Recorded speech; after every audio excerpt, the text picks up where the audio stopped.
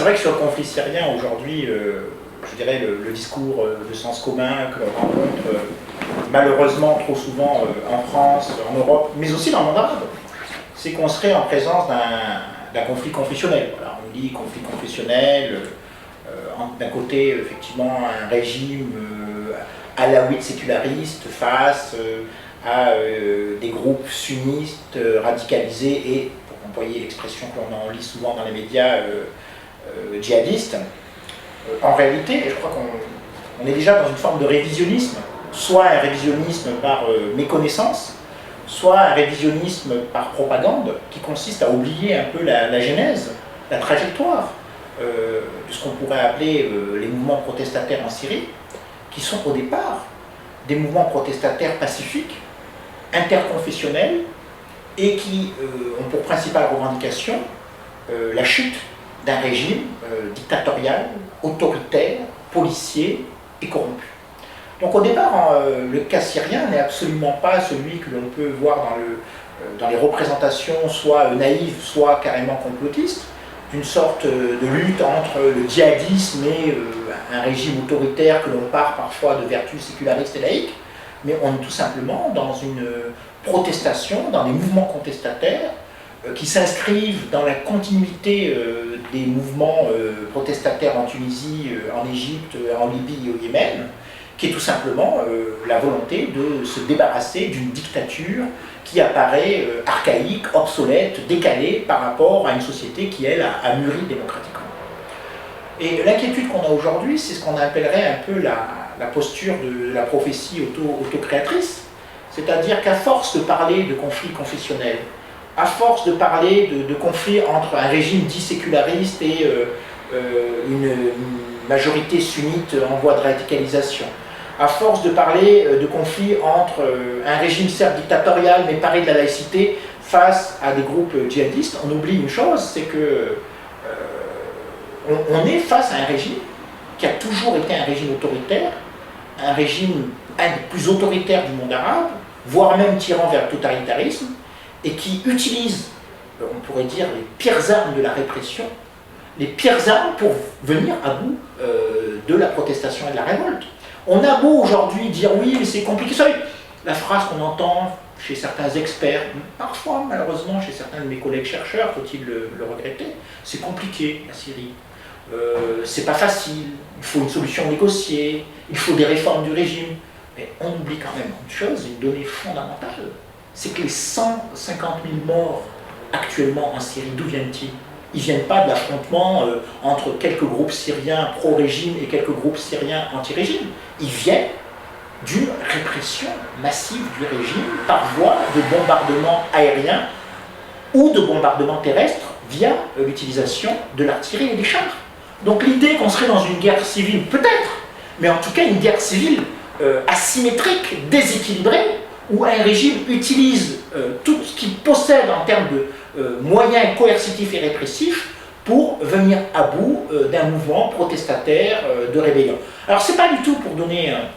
une vision positive, angélique et romantique de ce que serait la rébellion en Syrie. D'abord, rébellion au pluriel. On s'aperçoit de la complexité aujourd'hui des mouvements de résistance. D'ailleurs, tout mouvement de résistance est complexe. Hein. Il n'y a qu'à revenir même à l'histoire de notre pays, la France, pour voir que la résistance n'a pas été unifiée du jour au lendemain. Et même jusqu'à la fin, elle a été divisée. Il y a eu des compromis historiques qui ont permis effectivement de créer une certaine cohésion et cohérence. Donc c'est vrai que les formes de résistance aujourd'hui en Syrie sont très disparates, qu'il y a effectivement des composantes que l'on pourrait qualifier de djihadistes, de radicales, mais il y a aussi des composantes très localistes et qui portent barbe, mais qui, ça ne veut pas dire forcément extrémistes. Il y a un certain nombre de chercheurs qui ont même montré qu'il y avait une composante salafiste dite pacifiste, qui refusait même d'utiliser des armes pour venir à bout du régime, mais qui utilisait des formes de résistance plutôt pacifistes à l'égard du régime, et qui fait qu'à mon avis, on a un peu perdu la lisibilité de ce conflit, parce qu'on est aussi été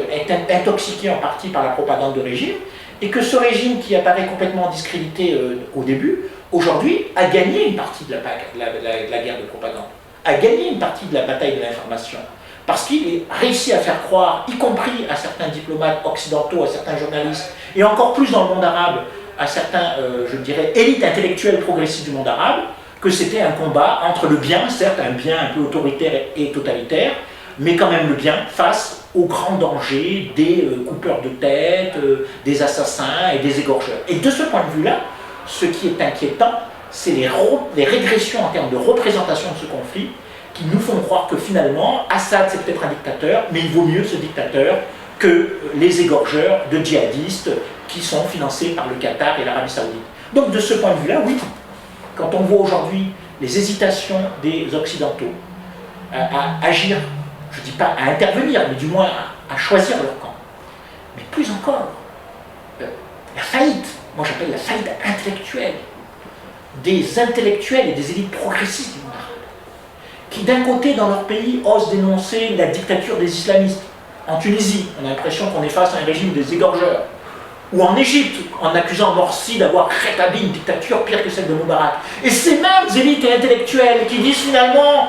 les 100 000 morts, ce sont des mannequins, ce sont des manipulés du complot islamo-sioniste, du complot américano-islamo-sioniste. Je me dis, quelle faillite dans les grilles analytiques, dans la lisibilité idéologique de ce conflit, que de voir des grands progressistes qui donnent des leçons de démocratie en Tunisie, qui manifestent au Bardo, qui manifestent sur la place Tahrir au Caire, et qui osent dire aujourd'hui que Bachar el-Assad, finalement, c'est l'incarnation du bien face au danger islamiste. Là, on s'aperçoit qu'il y a une vraie faillite. Et moi, ça m'inquiète, parce que le régime syrien, outre sa dimension dramatique, de voir 100 000 morts, de voir des villes détruites, de voir une culture en voie de disparition par la folie d'un dictateur. Quand je dis la folie, ce n'est pas la folie au sens psychologique, c'est au sens politique du terme. Mais ce qui m'inquiète plus, c'est l'aveuglement, voire même la lâcheté de tous ces mouvements qui se disent partisans de la démocratie et des droits de l'homme dans le monde arabe, qui manifestent au Bardo, qui manifestent dans les Rues du Cœur, qui se réclament de Tamarod, et qui finalement légitiment par ailleurs ce qui est une plus grande boucherie du XXe siècle, du moins dans la région, dans le monde arabe. Et là, il y a une vraie inquiétude. C'est-à-dire comment ces gens-là, qui réclament la démocratie chez eux, peuvent d'un côté légitimer d'une certaine manière, par leur lâcheté, par leur silence, par leur hypocrisie, un massacre en Syrie. Et donc moi, ça m'inquiète aussi sur la capacité de ces gens-là, une fois qu'ils seront au pouvoir, à justement pouvoir enclencher une transition démocratique. Tout simplement, nous fait prendre conscience qu'aujourd'hui, à l'échelle du monde arabe, il y en a qui se disent démocrates, mais le sont-ils vraiment? Il y en a qui se disent démocrates un peu moins, ils le sont peut-être davantage. Et que de ce point de vue-là, je crois qu'il faut malgré tout revenir à, même si ça peut paraître très bourgeois de dire, à des formes de normalité constitutionnelle, que les processus de transition se poursuivent et qu'ils aboutissent à, d'une certaine manière, exclure la violence politique comme mode de règlement des conflits. Car actuellement, les orientations prises par un certain nombre de mouvements et de partis dans le monde arabe sur la question syrienne,